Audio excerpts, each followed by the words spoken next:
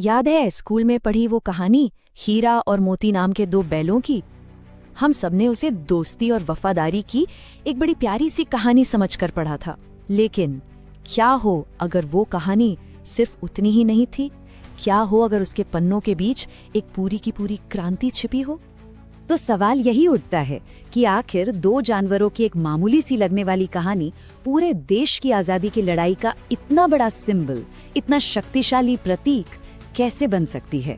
चलिए आज इसी कहानी की परतें खोलते हैं और उस राज को समझते हैं जिसे मुंशी प्रेमचंद ने बहुत ही खूबसूरती से इसमें छिपा दिया था। और इस राज को खोलने की चाबी पता है कहाँ है? वो है खुद कहानीकार के पास, मुंशी प्रेमचंद।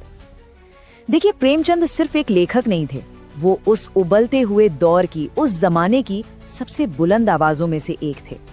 एक ऐसा दौर जब पूरा हिंदुस्तान अपनी आजादी के लिए लड़ रहा था। तो चलिए थोड़ा और गहराई में चलते हैं। प्रेमचंद की जिंदगी और भारत का स्वतंत्रता संग्राम, ये दोनों ना एक तरह से समानांतर चल रहे थे। और देखिए, बात है 1921 की, जब गांधी जी ने असहयोग आंदोलन का बिगुल फूंका तो प्रेमचंद ने क्या किया? उन्होंने अपनी सरकारी स्कूल इंस्पेक्टर की अच्छी खासी जमी जमाई नौकरी को लात मार दी। सोचिए जरा, ये कोई छोटा मोटा फैसला नहीं था। ये साफ बताता है कि वो सिर्फ अपनी कलम से ही नहीं बल्कि अपने कामों से, अपने एक्शन से भी एक क्रांतिकारी थे। जरा सोच कर देखिए, एक लेखक की कलम में आखिर कितनी आग होगी कि दुनिया की सबसे बड़ी सल्तनत ब्रिटिश हुकूमत उसे अपने लिए खतरा मान ले।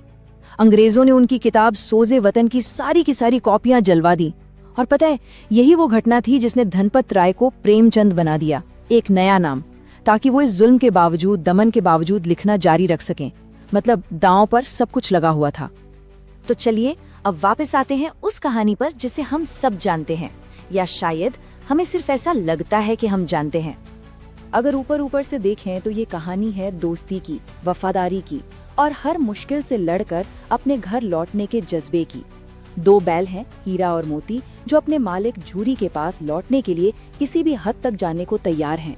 है ना? दिल को छू लेने वाली कहानी, बिल्कुल। लेकिन असली कहानी, असली मतलब, वो तो इन सीधी साधी बातों की परतों के बहुत नीचे दबा हुआ है। ठीक है, तो अब आते हैं असली मुद्दे पर। इस जानवरों की कहानी के पीछे छिपा है एक जबरदस्त पॉलिटिकल मैसेज, एक रूपक। प्रेमचंद उस दौर में अपनी बात सीधे सीधे तो कह नहीं सकते थे, अंग्रेजों का राज था। तो उन्होंने क्या किया? उन्होंने बड़ी चालाकी से अपनी बात को किरदारों और कहानी के मोड़ में पिरो दिया। और यहीं से कहानी का असली जादू खुलना शुरू होता है। हीरा और मोती ये सिर्फ दो बैल नहीं हैं, ये असल में आजादी की लड़ाई के दो अलग अलग रास्ते हैं, दो अलग अलग विचारधाराएं हैं। एक तरफ है शांत, समझदार और धैर्य रखने वाला हीरा, जो गांधी जी के अहिंसक नरम दल को दिखाता है। तो दूसरी तरफ है गुस्सैल, तुरंत एक्शन लेने वाला मोती, जो भगत सिंह जैसे क्रांतिकारियों के जोशीले गरम दल की आवाज है।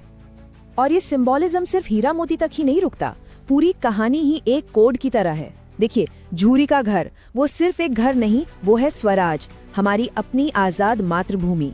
गया, जो बैलों पर जुल्म करता है, और बाद में वो दाढ़ी वाला आदमी जो उन्हें खरीद लेता है, ये दोनों ही बेरहम ब्रिटिश हुकूमत के प्रतीक हैं। और वो कांजी हाउस, वो क्या है?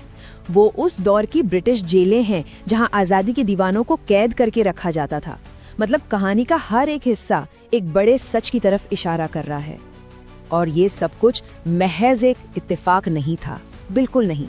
ये प्रेमचंद के एक बहुत ही सोचे समझे लिखने के तरीके, उनकी लिटरेरी फिलॉसफी का हिस्सा था।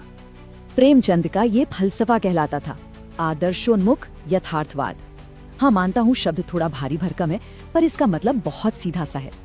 इसका मतलब है कि समाज की कड़वी से कड़वी सच्चाई को दिखाओ, जो असलियत है उसे बिना डरे सामने रखो, लेकिन कहानी का अंत हमेशा एक उम्मीद पर करो, एक आदर्श पर करो।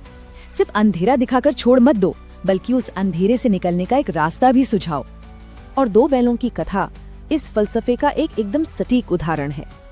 पहला स्टेप, यथार्थ, यानी वो गुलामी, वो जुल्म और शोषण जो हीरा और मोती को सहना पड़ता है। दूसरा स्टेप, संघर्ष, उनका बार बार लड़ना, विरोध करना और भाग निकलना। और फिर आता है तीसरा और सबसे जरूरी स्टेप, आदर्श, यानी आखिर में हर मुश्किल को पार करके अपने घर, अपने स्वराज को हासिल कर लेना। कहानी का मैसेज एकदम साफ है, लड़ाई मुश्किल जरूर है पर आजादी मुमकिन है। तो सबसे अहम बात यह है कि प्रेमचंद कितने महान थे, ये सिर्फ हम आज नहीं कह रहे हैं। उनके अपने जमाने के बड़े बड़े दिग्गज भी उनकी काबिलियत का लोहा मानते थे। इसी से जुड़ा एक बड़ा दिलचस्प किस्सा है। नोबेल पुरस्कार विजेता गुरुदेव रविंद्रनाथ टैगोर वो प्रेमचंद से मिलने के लिए बहुत ज्यादा उत्सुक थे। सोचिए जरा, साहित्य के दो सबसे बड़े पहाड़ एक दूसरे से मिलना चाहते थे, लेकिन किस्मत को शायद कुछ और ही मंजूर था। उन दोनों की मुलाकात कभी हो ही नहीं पाई। और फिर जब 1936 में प्रेमचंद इस दुनिया से चले गए तो टैगोर ने बड़े अफसोस के साथ कहा था, एक रत्न मिला था तुमको, तुमने खो दिया। बस ये एक लाइन प्रेमचंद का कद बताने के लिए और देश को हुए उस नुकसान को बयां करने के लिए काफी है। ये सिर्फ एक लेखक का जाना नहीं था, ये एक पूरे युग का अंत था।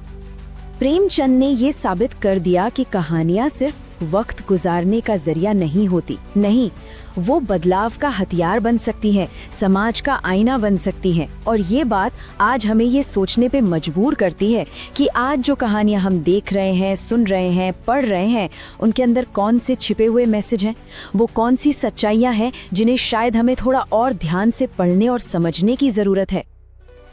कहानी पसंद आई है तो लाइक करें, कमेंट करें और चैनल को सब्सक्राइब करें।